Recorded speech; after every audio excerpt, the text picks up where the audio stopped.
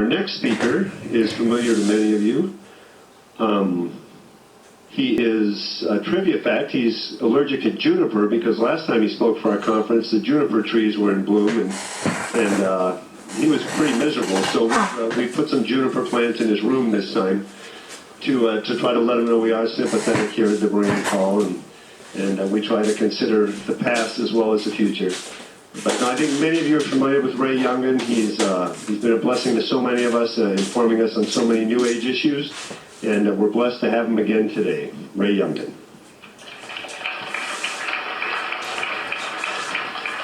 That's right. Junipers smell really good, but they really do a number on me. Anyhow, I was really impacted by Carl Kirby's talk this morning, especially the part about gas becoming mountains. That really is incredible that there's people that believe, smart people, that believe that gas can become mountains. So I just wanted to comment on that before I started. Also, how many of you are from out of state? Wow, practically 2/3 of you. Well, anyhow, I thought I'd start out with just some interesting trivia about this area. The name Oregon is actually 3 Indian words, which means land of the shining waters. And you really get that if you are in the coast mountains and look out over the Pacific. And I suppose you can get this anywhere, but the water kind of shimmers. And that's what Oregon means. Most states have a name, But anyhow, Bend used to be called Bend in the River. That was the name of the town, Bend in the River. But that's a long name, so they shortened it to Bend. So this afternoon, we're going to be looking at Ecumenism gone exponential. And this is kind of in line with what we saw earlier with Larry D. Bryan, very much along the same lines. But there is credible information that this is becoming very prevalent. I don't know if you know what the word ecumenism means, but it means harmony between, originally it meant harmony between Christian denominations. But now it is starting to mean harmony between world religions. And it is starting to take off to a very large degree. But first of all, I wanted to relay this to you. Bible prophecy is considered by many to be the National Enquirer of evangelical Christianity. I read this recently, and I don't believe that, but a lot of people do. And probably many of you have family members, or friends or coworkers, and you start talking about Bible prophecy, they'll say, "Oh, I've been hearing about that for years and years, and nothing ever happens," right? Many of you probably have been mocked or, disbelieved. A lot of it has to do with books like this. How many of you remember this book? Yeah, 88 Reasons Why the Rapture Will Be in 1988. Well, the first book that really kicked off the prophecy movement was Hal Lindsey's The Late Great Planet Earth in the 1970s. Very popular book, sold millions and millions of copies. And it kind of led many people to believe that the end of the age, the tribulation, was right around the corner. Russia was aligned with the Arabs, and Gog and Magog. And a lot of people were expecting the Lord's coming at any time. But as the years rolled on, and it didn't happen, there was kind of a letdown. A lot of people became deflated as far as expectations went. I remember I had a friend who was a Bible teacher, and he would say things like, "We're going to be out of here by spring, we're going to be out of here by October, or this fall," and then it didn't happen. And he'd be really let down, and people would be mad at him, like they didn't buy a new screen door because they thought the rapture would happen, And when it didn't, they said, we could have had a new screen door. But anyhow.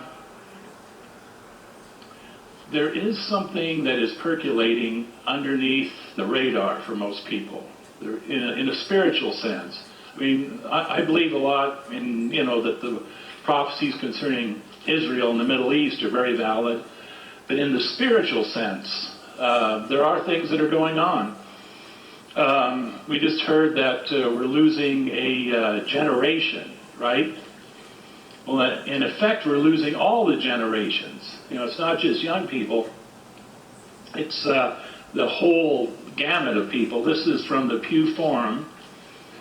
And it says in 2007, 16% of Americans were religiously unaffiliated. That means they had no connection to any religious denomination. In 2014, the number jumped to 23%. Now that is a huge jump in just a few years to that many. Traditionally, most people have been connected to some kind of a religious denomination. They may not go to church. They may be, really irreligious, but they still identify with being a Lutheran or a Presbyterian, what have you, Methodist. But the thing is, getting back to this, only a small number had become atheistic. Out of the 23% that were non-religious, only about 4% were atheists or agnostics. Most had become, or many had become, spiritual but not religious. And that is what we're going to be looking at here this afternoon, that this phenomenon is becoming very, very pervasive. Diana Butler Bass says, the phrase spiritual but not religious is the contemporary way of trying to explain some sort of connection to God separate from, in tension with, or in opposition to religious institutions or traditional Christianity, in effect. So in other words, you're spiritual, but you're completely against what religion has represented in the United States, or the Western world for that matter. There's even been a book written about it by Professor Robert C. Fuller. According to Fuller's book, millions of Americans have embraced what he refers to as unchurched spirituality, which is in effect New Age spirituality. Some surveys put it at up to 30% of all Americans. Now that's a higher number than 24% that are unaffiliated. But there's a lot of people in church now that are spiritual but not religious. There are many, many people who attend church who do not believe what their churches have traditionally taught. And this is a good example of that. This is a very, very important publication for two reasons. First of all, it shows that what this publication is all about is hardcore occultism. And if you look up there, you can see on the right, there's all these occultic things like, crystals, tarot cards, psychic awakenings, Reiki, mediumship. Down there at the bottom left is introduction with John of God. Now, John of God is a spiritist medium who lives in Brazil. And this whole magazine is dedicated to what traditionally has been called the occult. But you see at the right here where it says the secret to peace and happiness, it's being presented not as something that's weird or creepy, or scary, which traditional occultism has been, but, the secret to peace and happiness. The second most important thing about this, and probably the most important, as you can see, it's put out by Newsweek magazine. Now, Newsweek traditionally has been highly respected. It's been one of the most respected publications in the country. And 10, 20 years ago, Newsweek would never have touched this. It would have been considered too outlandish or too outrageous. But this came out this year, 2016. So now Newsweek sees spiritual living as the following. Notice those lights that are going up in the middle of the person's picture there. Now those are known as chakras. How many have heard that term or know about the chakras? And the chakras, it's a Hindu word and it means wheel. And the chakras are the very cornerstone of yoga and the Hindu religion. They each have a function. This is a book called The Pocket Guide to Chakras. It says the seventh functions like a battery charger, renewing our connection with spirit. And here's the heavy one here. Beings on other planes are eager to communicate with you if you are willing to be receptive to them. Now, I believe these beings on other planes are what the Bible calls familiar spirits, or as we would know them as demons. Again, this is Buckland's Complete Book of Witchcraft, and it talks about the chakras and something called the Kundalini energy. In meditation, the mysterious psychic energy can be sent up through these centers. This potent force is called the Kundalini, or serpent power. As the mighty force begins to flow within you, these vital psychic centers, the chakras, begin to open in successive order. Now, what I'm trying to convey here is that Newsweek magazine, one of the most respected magazines in the United States, now sees basically witchcraft as being something that will make you happy and peaceful. And not to be outdone is Time magazine. It put out this, again, this is very current. It's been on the stands in recent weeks. It's called The Science of Happiness. And this publication contains an entire chapter titled Spirit. That's the name of the chapter, is Spirit. And this chapter is devoted to mindfulness meditation, which is basically Buddhist meditation. So again, new discoveries for a more joyful life. So if you want a joyful life, you have to do Buddhist meditation. As it says down here at the bottom in this magazine, it says, these are special editions, by the way. These aren't the ones that come out every week. They're specially put out. Like you've seen them, they have one about Elvis and Marilyn Monroe, that type of thing. Well, anyhow, this is on the science of happiness. Focus your attention on your breath. Well, this is classic, like I said, classic Buddhist type meditation. This is from Costco magazine. Okay, you don't normally associate Buddhism with Costco, do you? Well, this is from 2000. I actually had this. Most of what you're seeing today is brand new. About 95% of this presentation is, brand new. But this is one thing I had last time I was here in 2014.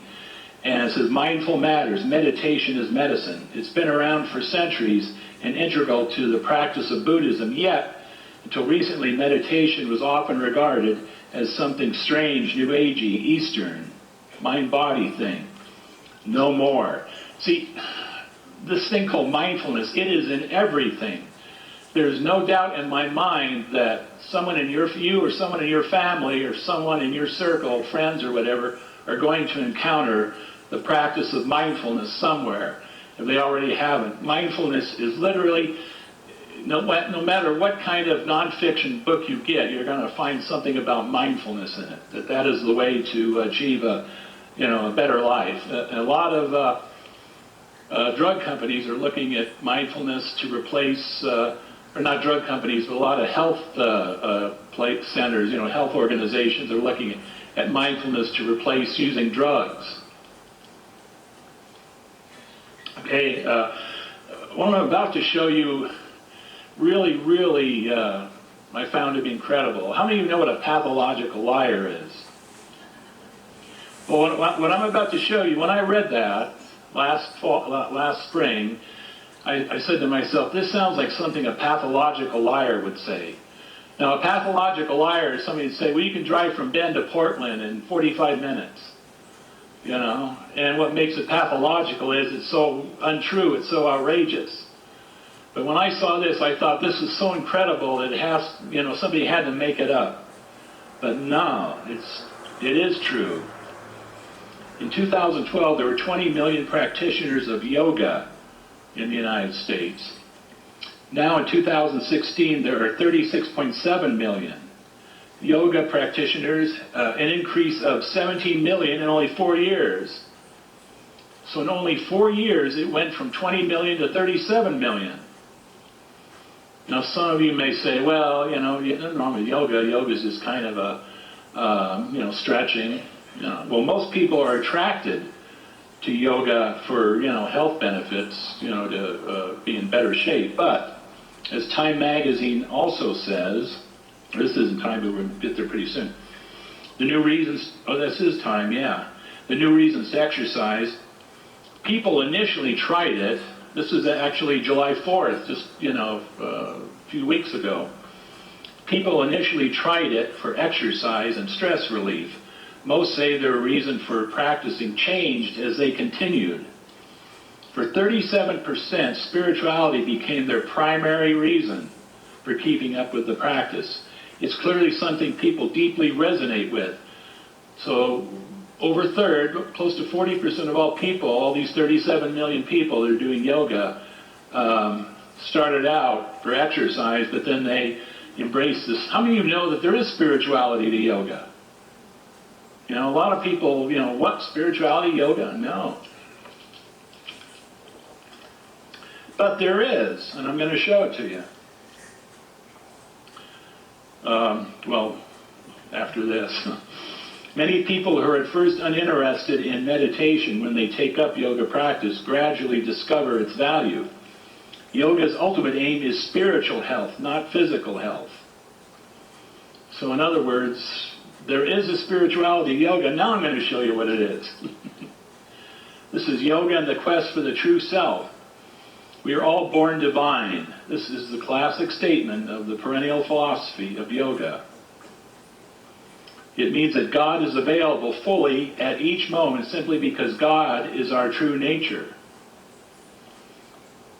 And that is brought out in this is called the Namaste pose, and they put their hands together like this, and they bow and they say Namaste, which means the God in me bows down to the God in you.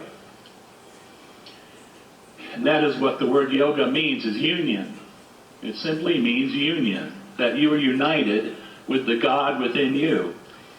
And these stretches they do, these asanas, these postures, are merely meant to limber you up so you can meditate. The asanas are not an end in themselves. It's not something you're doing just to be fit. The ultimate aim of yoga is to get in touch with your inner divinity.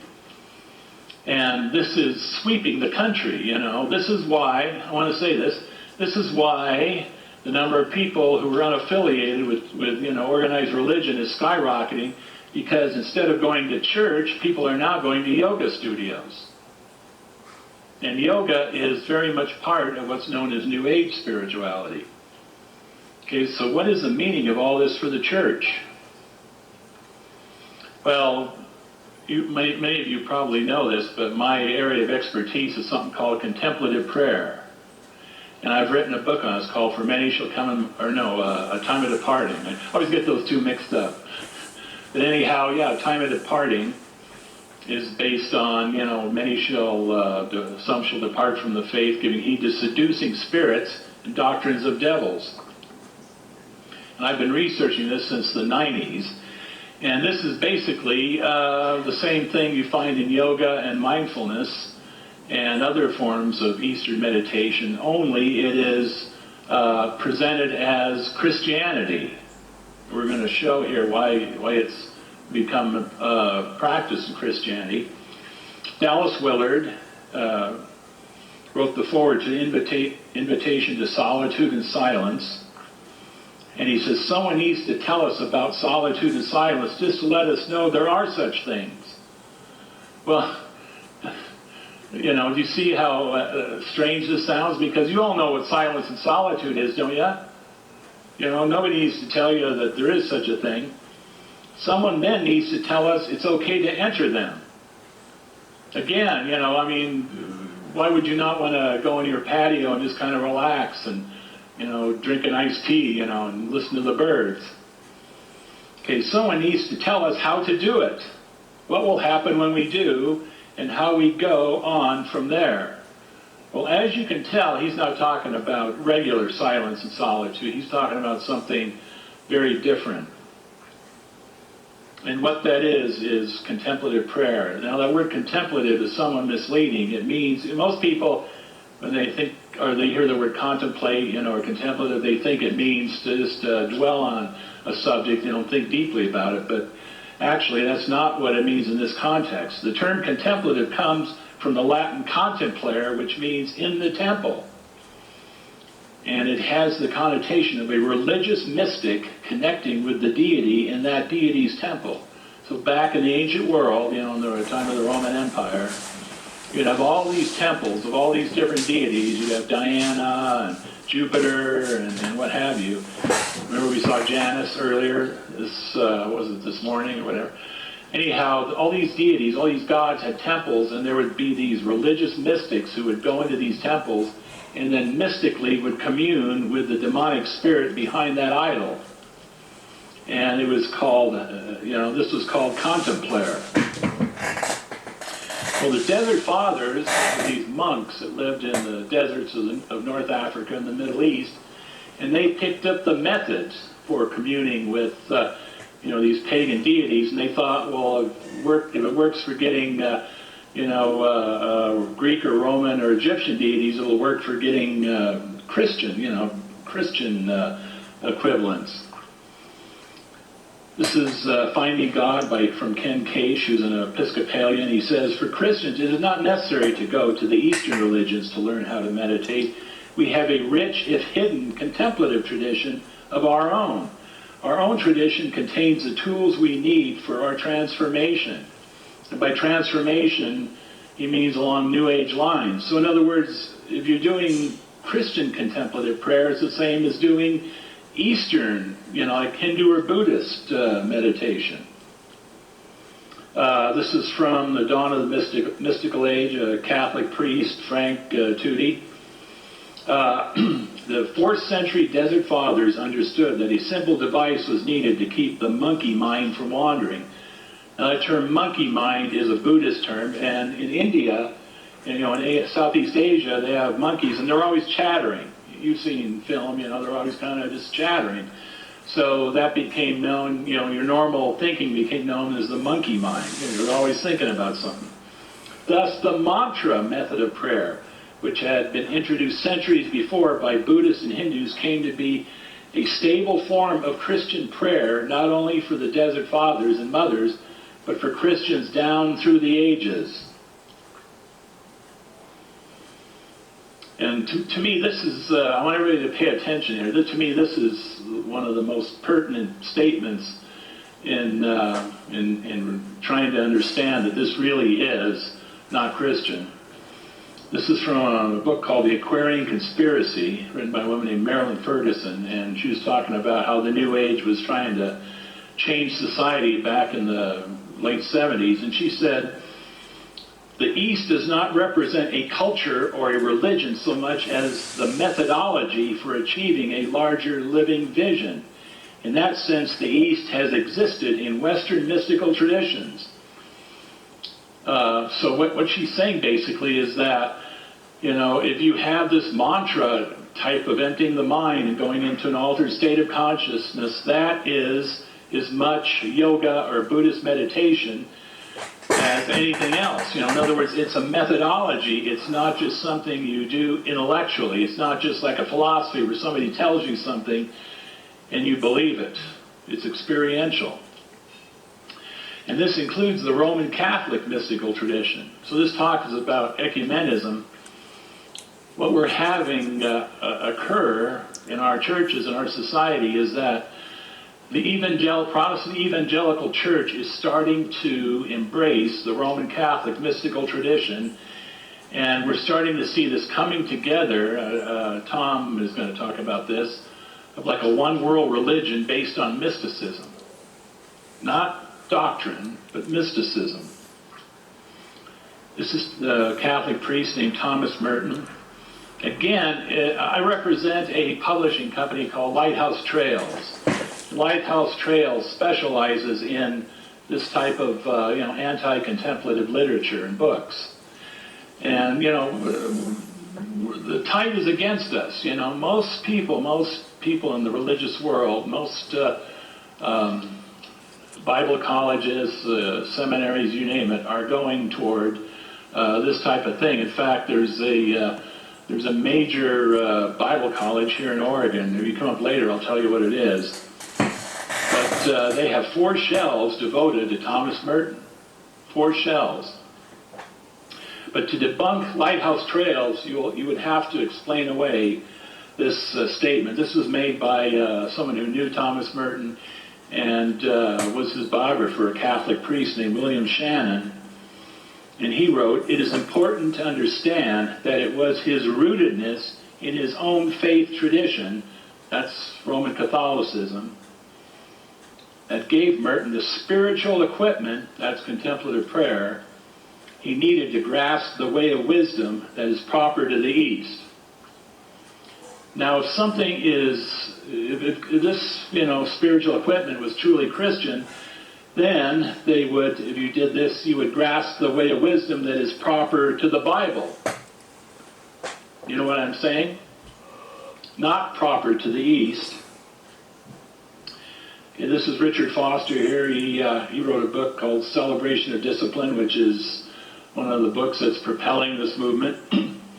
And in his book, Streams of Living Water, he talks about in Christianity, there's all these streams, all these, there's the social activist stream, there's the evangelical stream, there's, all these different streams. And he says that the contemplative stream and the evangelical stream are starting to flow together. And ladies and gentlemen, that is exactly what's happening. They are starting to flow together. And that is why we're having a conference like this. We're trying to say that, if this stream flows in evangelical Christianity, then like Merton, people in evangelical Christianity are going to be embracing a worldview that is proper to Hinduism and Buddhism. We've all heard of the emerging church, right? Right? Well, the emerging church is something that has popped up within evangelical Christianity, especially people, probably by now under age 40, people that are like a while back it was like from 18 to 30 or something like that, but now a lot of these people are probably closer to 40. Anyhow, Brian McLaren was considered, or is considered, one of the major spokespersons for the emerging church. And he reveals what got him into the emerging church. He says, this is from his book, Finding Our Way Again. He says, "I am indebted in a special way to Dallas Willard, Richard Foster, Eugene Peterson, and Joan Chittister, who's a Catholic nun who writes books on contemplative prayer. Their writings introduced me to the contemplative life and the idea of the spiritual disciplines or practices." So this is really what started the emerging church movement. Is certain pastors, Rob Bell, people like that, they started to read these mystical authors and started to embrace contemplative prayer, and then the emerging church started. In other words, the emerging mystical church.